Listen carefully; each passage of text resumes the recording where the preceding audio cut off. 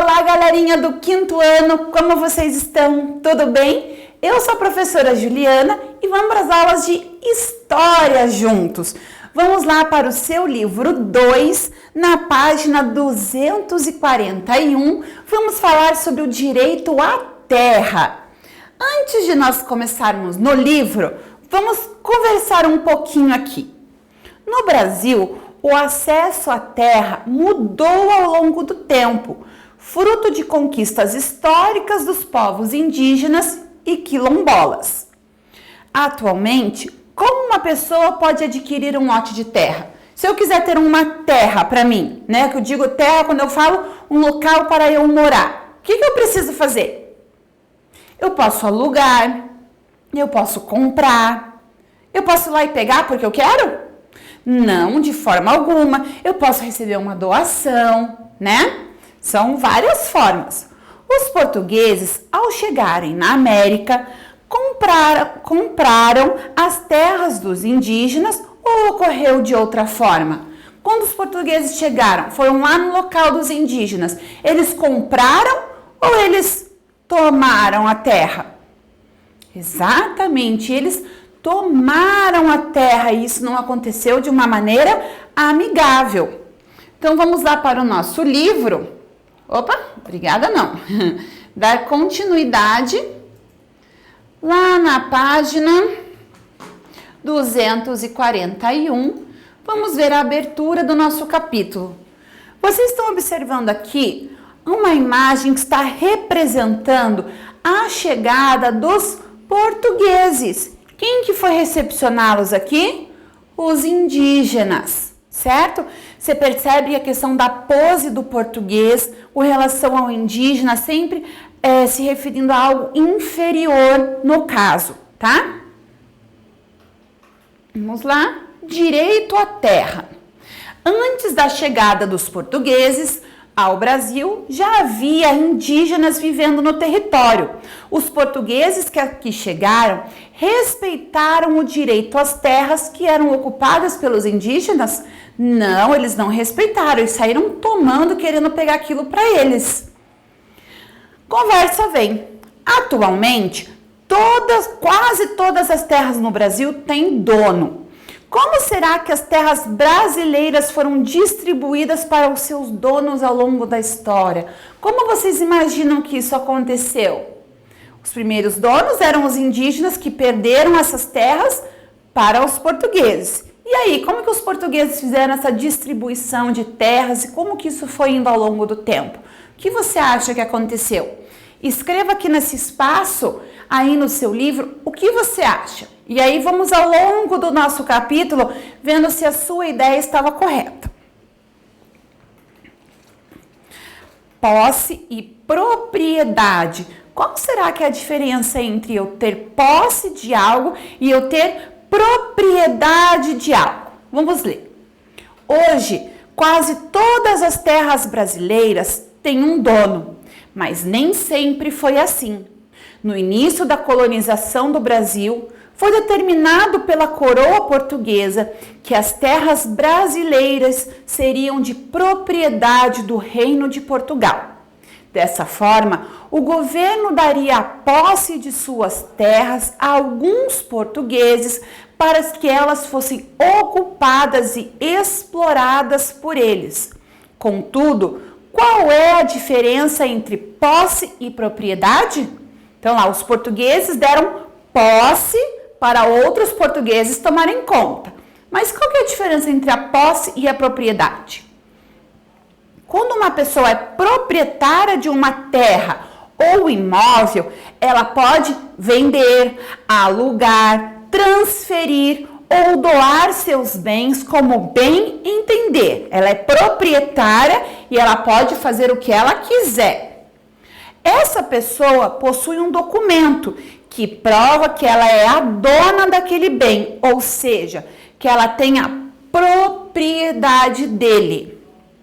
Quando uma pessoa é possuidora de uma terra ou um imóvel, ela pode utilizar esse bem para morar, para montar uma loja e etc. Porém, ela não possui a propriedade daquele bem, ou seja, ela tem apenas a posse. Ela naquele momento possui aquele lugar, mas ela não é a dona, tá? Daquele lugar.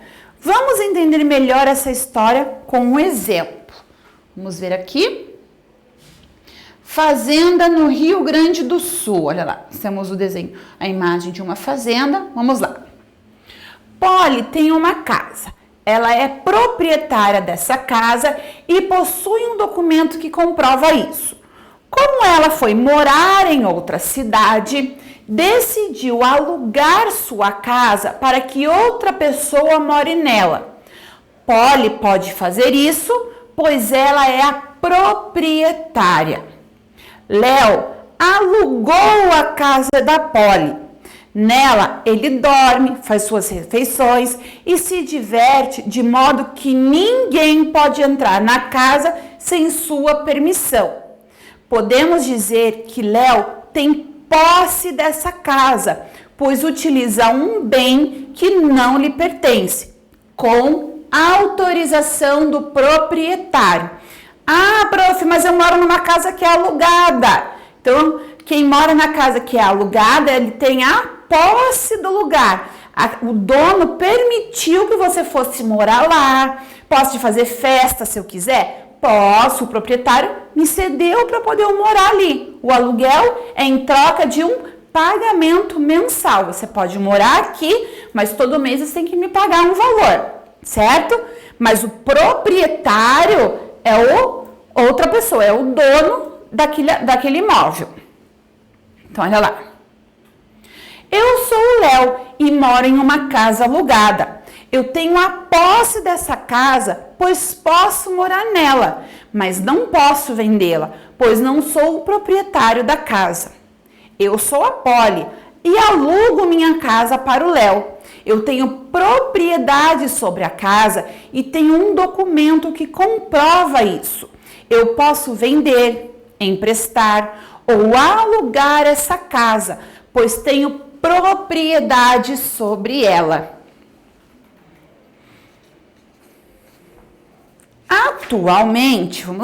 Atualmente, existe uma diferença bem clara entre ter a posse e ter a propriedade de uma terra.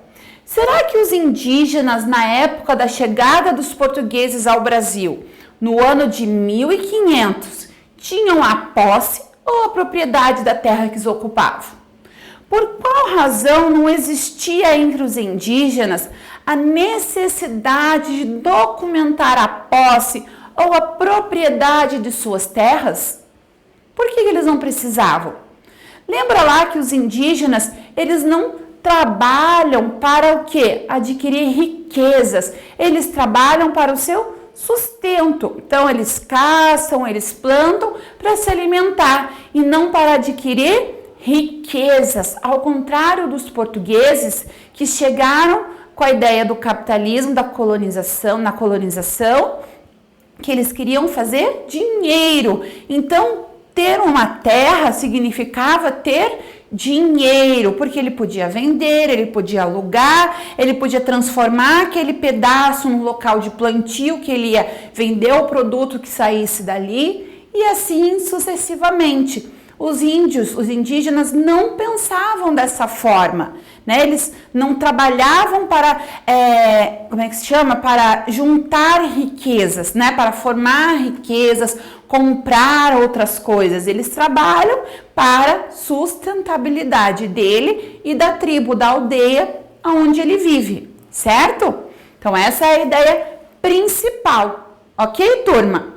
Então, aí, nós trabalhamos agora bem certinho o que é posse e o que é propriedade. Agora que você já sabe, pergunta aí para alguém da sua família: ei, aqui essa casa, a gente tem posse ou propriedade dessa casa? Aí, vamos ver o que o adulto vai responder para você?